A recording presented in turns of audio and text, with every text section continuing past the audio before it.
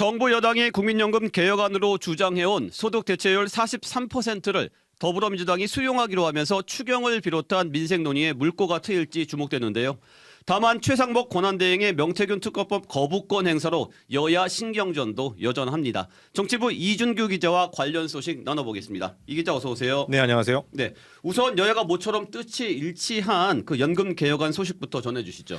네, 민주당은 오늘 광화문에서 현장 최고위원회를 열었습니다. 민주당의 정책 총괄인 진성준 정책위 의장이 모두 발언을 통해서 민주당은 국가지급보장 명문화, 그리고 출산 및 군복무 크레딧 확대, 저소득층 보험료 지원 확대 등 세 가지 사항을 국민의힘이 최종적으로 수용한다면 소득 대체율 43%를 수용하겠다 이렇게 밝혔습니다. 네. 그간 연금의 모수 개혁과 관련해서 보험료율에 대해서는 여야 모두 13%로 뜻이 같았지만 소득 대체율은 민주당은 45%, 정부 여당은 43%로 간극이 있었는데요. 그렇죠. 22대 국회 들어서 민주당이 이거를 44%로 낮추면서 1% 포인트까지 간극이 좁아졌었는데 오늘 다시 한 번 더 43%로 낮추면서 합의점을 찾게 됐습니다. 민주당 진성준 정책위 의장 말 들어보시죠.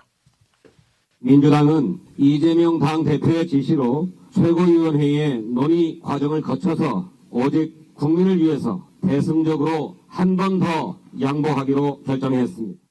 네, 그런데 민주당이 무조건 수용은 아니고 세 가지 선행 조건을 내걸었어요. 네, 앞서 말씀드린 것처럼 세 가지 조건이 있는데 그중에서 국가 지급 보장 명문화라는 거는 말 그대로 국가가 연금의 지급을 확실하게 보장해 주겠다. 이것을 이제 명문화를 해라. 문장으로 기록으로 남겨달라는 거. 그러니까 미래 세대의 불안을 없애주자. 안심시키자는 거고요.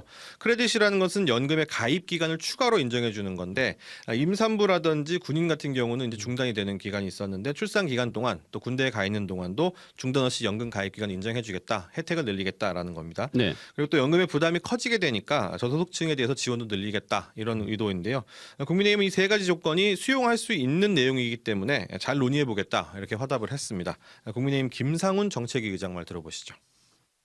이번에 새롭게 제안된 내용은 아니고 이미 그 정부 연금법 안에 포함되어 있는 내용입니다. 그래서 그 내용은 정부 측하고 협의해서 합리적으로 결정될 수 있도록 하겠다는 말씀을 드리겠습니다.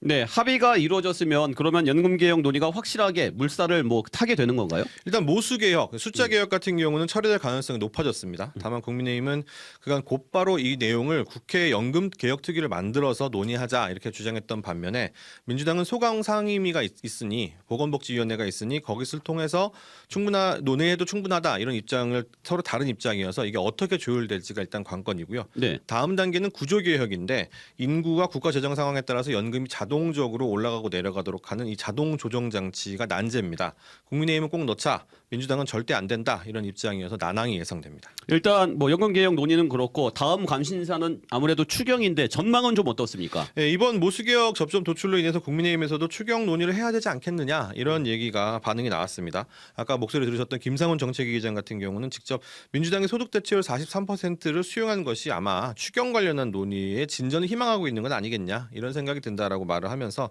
다음 주부터 국정협의회에서 논의된 바대로 여야 정부까지 포함한 실무협의체에서 추경을 논의해 볼 수 있도록 하겠다 이렇게 밝혔습니다. 다만 여야는 추경에 있어서 이 방식 또 규모에 대해서 이견을 보이고 있는데요. 민주당은 지역화폐 등을 활용한 민생지원금 지급 이것을 가장 중요하게 여기면서 규모를 35조 원 정도 해야 되지 않겠냐. 네. 그래서 슈퍼 추경이다 이런 주장이다 이런 말이 나왔었는데 반면 국민의힘 같은 경우는 자영업자 아니면 소상공인 같이 취약계층을 중심적으로 한 선별적 지원에 방점을 두고 있고 규모도 15조 원, 그러니까 절반 이하인 셈이죠. 네. 굉장히 차이가 있기 때문에 한 자리에 마주 앉아서 합의점이 나오겠느냐 이런 부분도 좀 미지수인 상태입니다. 이외에도 상법 개정안도 있고요. 반도체 특별법도 아직 논의 중인 상황인데 현안들이 산적해 있어서 이런 논의들도 진행이 될 수 있을지 이 부분도 관전 포인트라고 할 수 있겠습니다. 네, 국회 원내도 원내지만 명태균 특검법이나 윤 대통령 탄핵 선고 등이 앞으로 좀 변수가 될 수도 있겠죠? 네, 맞습니다. 오늘 아침 마침 국무회의에서 최상목 대통령 권한대행 부총리가 기획재정부 장관이 이 국회에서 넘어온 명태균 특검법에 대해서 제의 요구권, 즉 거부권을 행사를 했는데 이를 두고 여당은 당연한 일이라고 했지만 민주당은 내란 종식을 거부한 것이다 이렇게 강하게 비난을 했습니다. 네. 특히 이르면 다음 주가 될 수 있는 윤 대통령의 탄핵 심판 선고가 이뤄질 경우에 이게 인용이 되든 아니면 기각이 되든 전국에 큰 충격파를 안기게 될 것이고 그로 인해서 여야 관계가 다시 급격하게 냉랭해질 수 있기 때문에 민생 현안 논의가 지속될 수 있겠느냐 이런 의문도 나오고 있습니다. 그렇군요. 여기까지 여기까지 듣겠습니다. 정치부 이준규 기자 수고했습니다. 지금까지 CBS 박지환의 뉴스톡이었습니다. 노컷으로 보는 뉴스의 새로운 기준. 지금 알림과 구독 설정하시고 함께하세요.